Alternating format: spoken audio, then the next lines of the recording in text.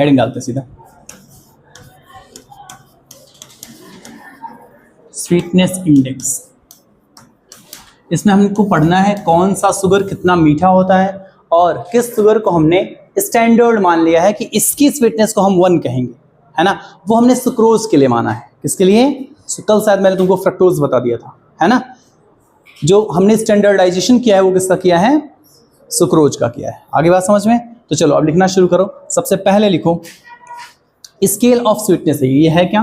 जैसे पीएच के लिए, एसिडिटी बेसिसिटी के लिए जो स्केल होती है वो क्या होती है? पीएच स्केल, है ना। वैसे ये स्केल ऑफ स्वीटनेस है।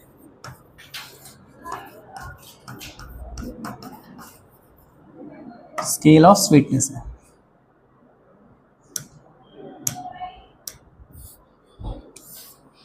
Scale of sweetness. इसमें आगे लिखो sweetness of sucrose is standardized as 1।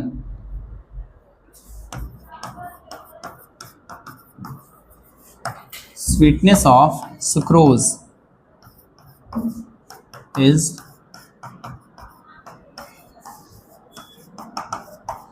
standardized as 1।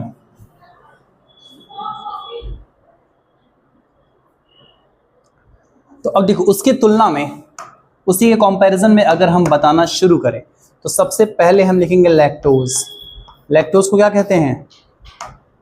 Lactose को क्या कहते हैं? मिल्क शुगर है ये, है ना। और तुमको पता है मिल्क शुगर बहुत ज़्यादा मीठा नहीं होता है, तो लैक्टोज में हम लिखेंगे 0.16 टाइम्स मीठा है सुक्रोज की तुलना में, है ना। उसके बाद इससे जो ज़्यादा मीठा है वो है माल्टोज। माल्टोज के नीचे लिखो 0.32 टाइम्स मीठा है सुक्रोज से। इसके बाद ग्लूकोज 0.72 टाइम्स, 0.72 टाइम्स। और ये सारा कुछ तुम सुक्रोज की तुलना में लिख रहे हो। और इसके बाद लिखोगे सुक्रोज, जिसको 1 लिखो। सुक्रोज जिसे लिख लो 1। और तुम्हें पता है कि इससे जो मीठा है वो क्या है? बताओ। Sweetest naturally occurring sugar fructose. ठीक, तो लिखो फ्रक्टोज। फ्रक्टोज सुक्रोज से ज्यादा मीठा होता है और फ्रक्टोज के नीचे उसकी स्वीटनेस है 1.7 टाइम्स ज्यादा स्वीट है सुक्रोज से। अब यहां तक तो बात थी, यहां तक तुमने जो कुछ भी लिखा वो सब शुगर्स थे। फ्रक्टोज से मीठी जो चीजें हैं वो नेचुरली अकरिंग शुगर नहीं है, है ना। वो कोई और चीज हो सकती है, वो कोई प्रोटीन हो सकता है ना, जो या फिर कोई और कंपाउंड हो सकता है, पर वो शुगर तो नहीं, कार्बोहाइड्रेट नहीं है। तो फ्रक्टोज से मीठा जो है वो लिखो एस्पार्टेम। एस्पार्टेम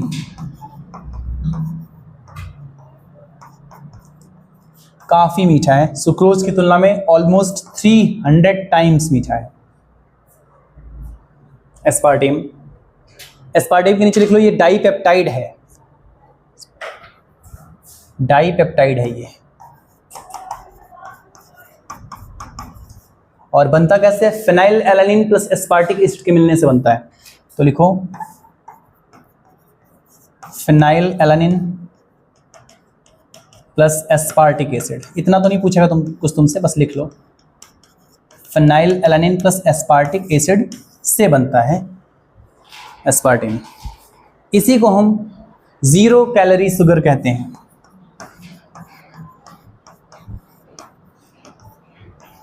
वैसे ये शुगर नहीं है, ध्यान रखना। कैसे बना हुआ है?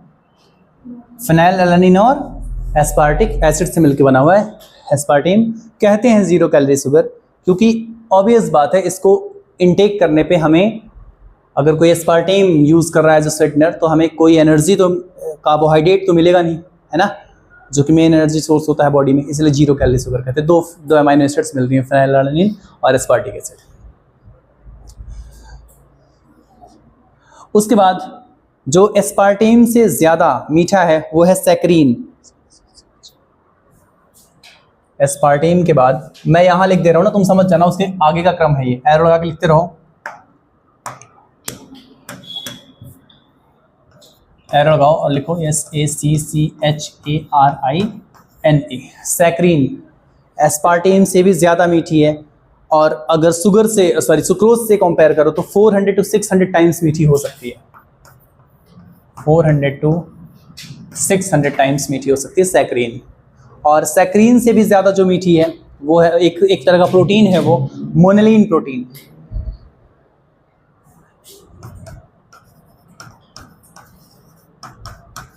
मोनेलिन जो कि 1000 टाइम्स मीठा होता है ऑलमोस्ट। लिख लो, पूरा नाम लिखो, मोनेलिन प्रोटीन लिख लो यहाँ पे,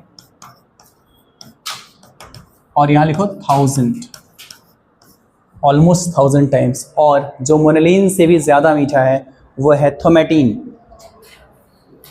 थोमेटिन यहाँ लिख दे रहा हूँ, थोमेटिन प्रोटीन। और थोमेटिन प्रोटीन के नीचे ऐड कर लो कि ऑलमोस्ट 3000 टाइम्स ज़्यादा मीठा है। किससे? सुक्रोज से, क्योंकि सुक्रोज को हमने स्टैंडर्डाइज किया हुआ है। उसी के कंपैरिजन में हम सारी बातें बताएंगे। हो गया? समझ गए स्वीटनेस इंडेक्स? बताओ तो हमने क्या समझा है, क्या सीखा है कि जो मिल्क शुगर है स्वीटनेस इंडेक्स में वो काफ़ी कम है, 0.16 टाइम्स मीठा है। किससे? सुक्रोज से। फिर आता है माल्टोज, फिर ग्लूकोज, फिर सुक्रोज जो कि 1 है, स्टैंडर्डाइज्ड है 1, टेबल शुगर बोलते हैं, केन शुगर बोलते हैं। बताओ। उसके बाद फ्रक्टोज जो कि स्वीटेस्ट नेचुरली अकरिंग शुगर है, 1.7 टाइम्स ज़्यादा मीठा है सुक्रोज से। फिर एस्पार्टेम, एक वाइडली यूज्ड जो यूज़ होता है चीज़ों को, ख़ासतौर से अगर कोई मीठी चीज़ डायबिटिक लोगों के लिए यूज़ हो रही है, तुमने देखा होगा कि छोटी छोटी गोलियां से आती है, चाय में डाल के वो पी लेते हैं, उनकी चाय उसी से मीठी हो जाती है ना। मे बी वो एस्पार्टेम है। बीच में न्यूज़ वगैरह भी चल रही थी, इसका लिंक कुछ मिल रहा था कैंसर वगैरह से, है ना, कि ये माइल्ड कार्सिनोजेनिक है, ऐसा कहा जा रहा था। खैर इतना भी कुछ नहीं है। तो एस्पार्टेम 300 टाइम्स मीठा है सुक्रोज से। उसके बाद तो ये पॉपुलराइज है 0 कैलोरी शुगर के नाम से। और इसके बाद एस्पार्टेम से जो ज़्यादा मीठा है वो सैक्रीन है, और सैक्रीन के बाद जो प्रोटीन है वो मोनेलिन प्रोटीन है, और उससे ज़्यादा मीठा थोमेटिन प्रोटीन है। आ गई सारी बात समझ में? चलो अब हेडिंग पड़ेगा। देखो हमने मोनोसेक्राइड्स पढ़ लिया, हमने डाइसेक्राइड्स पढ़ लिया, अब हमें क्या पढ़ना है? पॉलीसेक्राइड्स। क्या पढ़ना है? पॉलीसेक्राइड। और पॉलीसेक्राइड्स हमने 2 तरीके के पढ़े थे, बताओ कौन कौन से, अगर याद आ रहा है तुम्हें तो। अगर वो सेम यूनिट्स से बना हुआ है, सिंगल, मान लो सिर्फ ग्लूकोज है, फॉर एग्जांपल सिर्फ ग्लूकोज का पॉलीमर है, तो हम क्या कहते हैं उसे? बोलो। होमोपॉलीसेक्राइड। ठीक। और अगर मल्टीपल यूनिट्स हैं, 2 या 2 से ज़्यादा चीज़ें हैं, मोनोमेरिक यूनिट उसकी 2 या 2 से ज़्यादा चीज़ें हैं, तब उसे क्या कहते थे? हेट्रोपॉलीसेक्राइड। ठीक है। तो पॉलीसेक्राइड में हम कुछ होमोपॉलीसेक्राइड पढ़ेंगे और कुछ हेट्रोपॉलीसेक्राइड पढ़ेंगे। तो हेडिंग पड़ेगी पॉलीसेक्राइड्स।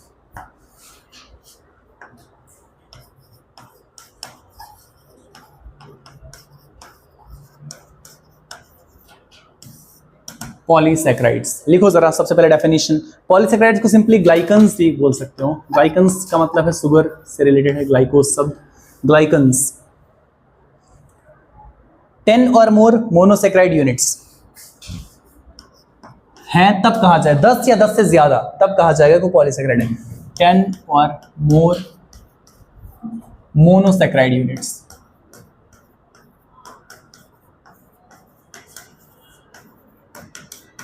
आपस में जुड़ती हैं तब पॉलीसेक्राइड बनता है, पहली बात। दूसरी बात लिखो, ज्वाइंट बाय, कौन सा लिंकेज होगा जरा बताना, कल बताया तो हूं इतना सारा। हाँ, joint by glycosidic linkage.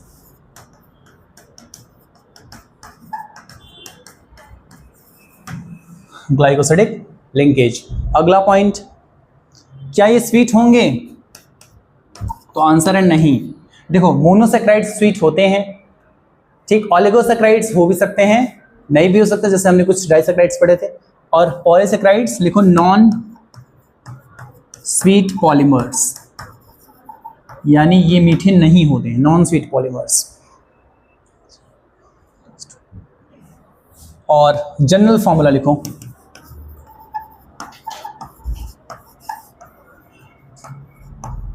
General formula है CnH2n-2 ON-1।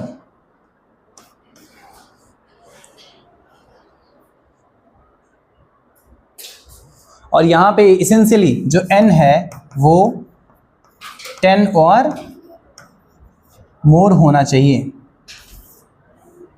समझ के बात को? अब जरा समझाओगे ये 2n-2 क्यों लिखा हुआ है, n-1 क्यों लिखा है? जनरल जो ग्लूकोज का फॉर्मूला था वो क्या था, जरा बताना। CnH2nOn, ये सिंपल था, ग्लूकोज का फॉर्मूला था कि फॉर एग्जांपल C6H12O6, है ना। इस फॉर्मूले पे अगर हम लिख दें इसको तो ठीक है। अब जरा बताना कि यहाँ H2n-2 क्यों किया गया है और ON-1 क्यों किया गया है? कोई आंसर है तुम्हारे पास, दिमाग में कुछ आ रहा है? जब दो मोनोसैकेराइड्स जुड़े होंगे तो ऑब्वियस सी बात है बीच में से क्या निकला होगा, वाटर का मॉलिक्यूल रिलीज हुआ होगा। तुम कहते थे डिहाइड्रेशन कंडेंसेशन है, ये सही बात है। अगर ये डिहाइड्रेशन कंडेंसेशन है तो वाटर मॉलिक्यूल निकला होगा, तो वाटर होता क्या है, H2O, मतलब हर बार दो क्या निकला होगा, हाइड्रोजन, एक क्या निकला होगा, ऑक्सीजन। इसीलिए 2n में माइनस क्या हो गया है, 2, और n में से माइनस हुआ है 1, क्योंकि यहाँ पे एक ऑक्सीजन का एटम होता है एक पानी में, एक पानी के मॉलिक्यूल में, और 2 हाइड्रोजन का एटम। कुछ बात समझ में आई? जनरल फार्मूला याद करने की जरूरत नहीं, तुम समझ गए होगे अब, है ना। चलो ऐसे ही हटाते हैं ये सब। अगला पॉइंट लिखो जनरल फार्मूला के बाद, वो है दे कैन बी। अब बताओ, दो तरह के हो सकते हैं, दे कैन बी। पहला homopolysaccharides, homopolysaccharide simple monomeric single monomeric unit के रिपीटेशन से बने हो, तो लिखो made up of same type of monomeric units, made of same type of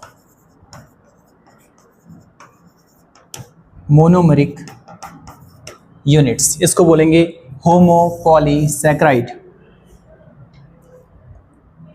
example कुछ कुछ लिख लेते हैं हम, लिखो example, starch, glycogen, inulin, starch,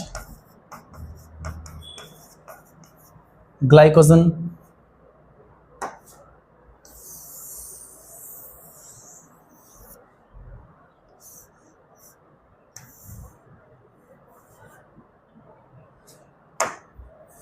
अगला लिखो इनुलिन। इंसुलिन नहीं है ये, इंसुलिन प्रोटीन होता है, इनुलिन लिखे हो, है ना। इनुलिन क्या होता है, फ्रक्टोज का पॉलीमर होता है, किसका, फ्रक्टोज का, ठीक है। स्टार्च किसका पॉलीमर होता है, ग्लूकोज का। ग्लाइकोजन किसका पॉलीमर है, ग्लूकोज का। और इनुलिन किसका पॉलीमर है, फ्रक्टोज का, ठीक है। ऐसे सेलुलोज लिख सकते हो, वो भी ग्लूकोज का ही पॉलीमर है, सेलुलोज।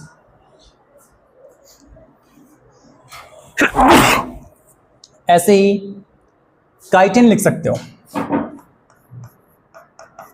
काइटिन किसका पॉलीमर है, कुछ याद है किसी को, NAG, है ना, नाग, N एसिटल ग्लूकोसामाइन, है ना, नाग का पॉलीमर है काइटिन। याद आया। आर्थ्रोपोड्स का जो एक्सोस्केलेटन है ना, वो काइटिन से बना होता है। आर्थ्रोपोड्स का, कॉकरोच का, है ना। और उसके अलावा जो फंगस की सेल वॉल है वो किससे बनी होती है, काइटिन से बनी होती है, ठीक। उसके बाद हम अगला मूव करते हैं हेटेरोपॉलीसैकेराइड। होमोपॉलीसैकेराइड तो हम पढ़ चुके हैं, अब हम लिखेंगे हेटेरोपॉली, दूसरा तरह का पॉलीसैकेराइड, हेटेरोपॉलीसैकेराइड।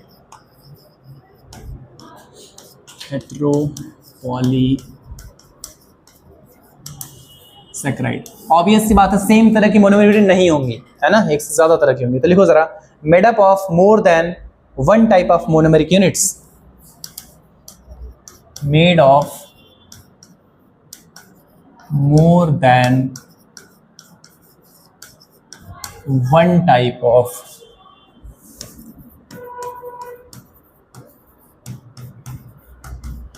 monomeric units।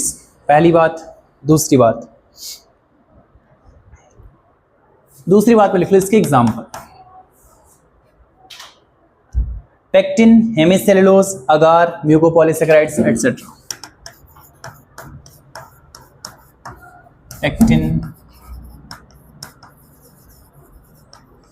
हेमिसेलुलोज, अगार, म्यूकोपॉलीसेकेराइड्स एटसेट्रा।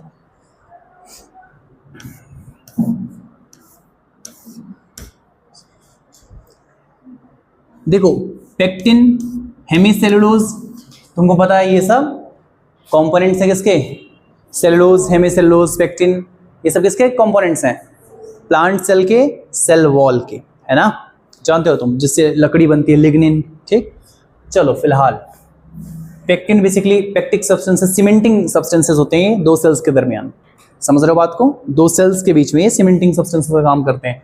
हेमिसेलुलोज भी सेल वॉल का ही कंपोनेंट है। अगार, अगार एक तरह का हेटेरोपॉलीसेकेराइड है जो किससे मिलता है, एक तरह की रेड एल्गी से। किससे, क्या नाम है उन रेड, कुछ एग्जांपल दो रेड एल्गी का जिससे मिलता है अगार। जिलेडियम, ग्रेसिलेरिया, कुछ याद आया, जेलिडेला, तो जिलेडियम, ग्रेसिलेरिया, जेलिडियला, इन सब से हमें अगार अगार मिलता है, जो तुमको पता है कि बैक्टीरिया वगैरह को ग्रो कराने का एक बेस्ट मीडियम है ना अगार। और म्यूकोपॉलीस, म्यूकोइड मतलब थोड़ा चिपचिपा, है ना, स्टिकी, म्यूकोपॉलीसेकेराइड कुछ चिपचिपे सुगर्स, जैसे गैग्स, ग्लूकोसा, एमिनो ग्लाइकन्स, याद आया, तुम इसको बोलते थे क्या, कुछ याद है, म्यूकोपॉलीसेकेराइड्स बोलते थे, गैग्स बोलते थे, है ना। हाइलुरोनिक एसिड एक तरह का म्यूकोपॉलीसेकेराइड है, याद आया कुछ, चलो ठीक है, इसको हटाते हैं। म्यूकोपॉलीसेकेराइड एक ओल्ड टर्म है, हम नया जो टर्म यूज करते हैं वो गैग्स यूज करते हैं, ग्लूकोसा, एमिनो ग्लाइकन्स यूज करते हैं, है ना। तो तुमने लिख लिया पेक्टिन, हेमिसेलुलोज, अगार और म्यूकोपॉलीसेकेराइड। इसके बाद हम हेडिंग डाल लेंगे। अब देखो होमोपॉलीसेकेराइड हमने जो भी लिखा है, जितने भी होमोपॉलीसेकेराइड पीछे की स्लाइड में जितने भी हमने लिखे हैं, जैसे कि स्टार्च लिखा है, ग्लाइकोजन लिखा है, इनुलिन लिखा है, सेलुलोज लिखा है, काइटिन लिखा है, इनका हम केमिकल स्ट्रक्चर कैसे बनते हैं, ये इनके मोनोमेरिक यूनिट्स, उसका केमिकल स्ट्रक्चर का रिप्रेजेंटेशन वो करके देखेंगे। ठीक, तो वापस से हमारी हेडिंग पड़ जाएगी क्या, होमोपॉलीसेकेराइड्स। हेडिंग डाल दो होमोपॉलीसेकेराइड्स।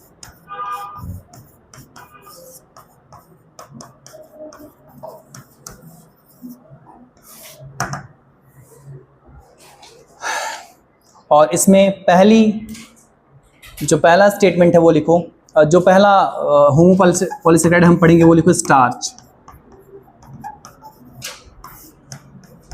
स्टार्च, स्टार्च के बारे में लिखो, 2 lakhs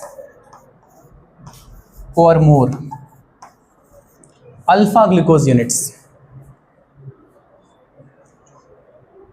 2 lakhs और मोर। अल्फा ग्लूकोज का मतलब क्या है,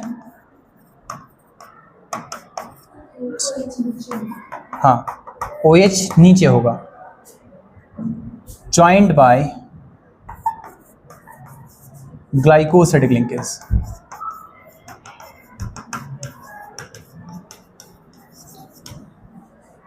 टू लैक्स और more alpha glucose units joint by glycosidic linkage. अच्छा, ये जो हमने नंबर लिख दिया ना 2 लाख, ठीक है, इतने ग्लूकोज मॉलिक्यूल जुड़ जाए, इसको जरा एक बार अपने मॉड्यूल से क्रॉस वेरीफाई कर लेना, है ना, या फिर कल की क्लास में मैं वेरीफाई करके बता दूंगा। ठीक है, इसके नंबर में और स्टार्च के बाद जो हम पढ़ेंगे ग्लाइकोजन, उनमें कितने ग्लूकोज के मॉलिक्यूल्स होते हैं, ये नंबर हम कल क्रॉस वेरीफाई कर लेंगे। थोड़ा सा मुझे लगता है कुछ डिस्क्रिपेंसी है हमारे डेटा में और मॉड्यूल के डेटा में। ठीक, तो कोई एक करेक्ट होगा, कल करेंगे, क्लियर। चलो ठीक है, तो तुमने लिखा 2 लाख या उससे या ज़्यादा अल्फा ग्लूकोज यूनिट्स ज्वाइन होते हैं एक दूसरे के साथ ग्लाइकोसिडिक लिंकेज से। अगला पॉइंट लिखो कि स्टार्च होता क्या है। तुम्हें पता है कि ये रिजर्व या स्टोर्ड फूड मटेरियल है प्लांट और एल्गी में, तो लिखो रिजर्व फूड मटेरियल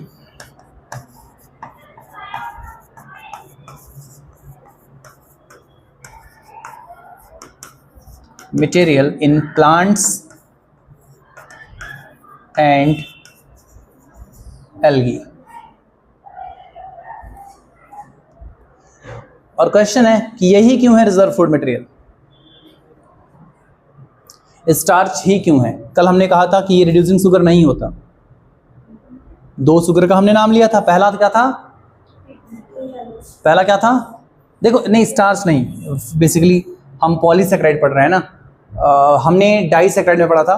किसके बारे में, कौन कौन सा 2, एक सुक्रोज था, दूसरा था ट्रीहेलोज। सुक्रोज को हमने कहा था कैसा है, ये नॉन रिएक्टिव है, नॉन रिड्यूसिंग है, तो इसलिए लेस रिएक्टिव होगा। ठीक, अब एक बात समझो जरा, हमने कहा था पौधा फोटोसिंथेसिस में ग्लूकोज बनाता है, फिर एक ग्लूकोज एक फ्रक्टोज को आपस में जोड़ के क्या बनाता है, सुक्रोज। ठीक है, ट्रांसपोर्ट होता है सुक्रोज, फिर जो स्टोर होता है वो क्या है, कल ये बात हम डिस्कस किए थे, बताओ, स्टार्च। अब देखते हैं, पहली बात तो स्टार्च जब बनेगा तो तुमने कहा बहुत सारे ग्लूकोज मॉलिक्यूल्स आपस में जुड़ेंगे, जितनी बार जुड़ेंगे उतनी बार क्या एलिमिनेट होगा, H2O एलिमिनेट होगा, है ना। तो तुमको क्या लगता है, तुमको नहीं लगता ये मॉलिक्यूल कॉम्पैक्ट होता जा रहा है ना। तो पहली बात तो कॉम्पैक्ट है। दूसरी बात, पॉलीसैकेराइड्स के पास फ्री एल्डिहाइड या कीटोनिक ग्रुप्स नहीं होते हैं, वो तो बॉन्डिंग बनाने में, एक दूसरे से जुड़ने में यूटिलाइज हो जाते हैं। ये बात समझ में आया। तो फ्री एल्डिहाइडिक या कीटोनिक ग्रुप नहीं होने की वजह से ये रिएक्टिव भी नहीं होता।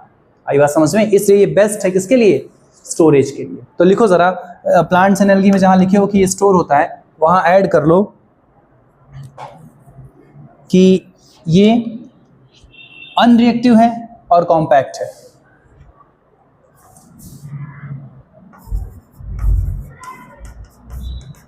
Unreactive slash compact. कॉम्पैक्ट क्यों, ब्रैकेट में due to water removal. Compact due to water removal. हो गया, बताओ।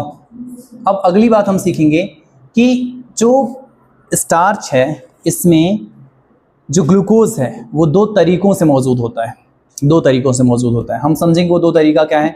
तो अगला पॉइंट देखो, 2 structural components of starch. 2 structural components of starch. Structural components of starch.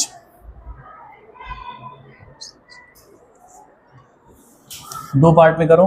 Basis जो है या यहां लिख लो तो तुमको ज्यादा बेटर अंडरस्टैंडिंग होगी कि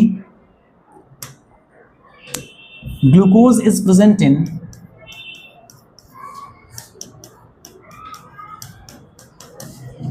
two forms. Glucose is present in 2 forms, एक है एमाइलोज, दूसरा है एमाइलोपेक्टिन। पहले भी नाम सुना होगा। तो लिखो जरा, एक तरफ एमाइलोज,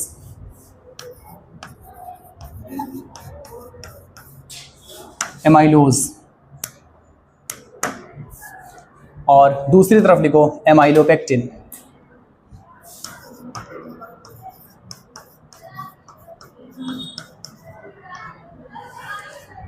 एमाइलोज के लिए लिखो, ये सिर्फ 20% होता है पूरे में। एमाइलोज 20% होता है स्टार्च में, और एमाइलोपेक्टिन लिख लो, कितना बचा, 80%। तो इसको लिख लो 80% मौजूद होता है।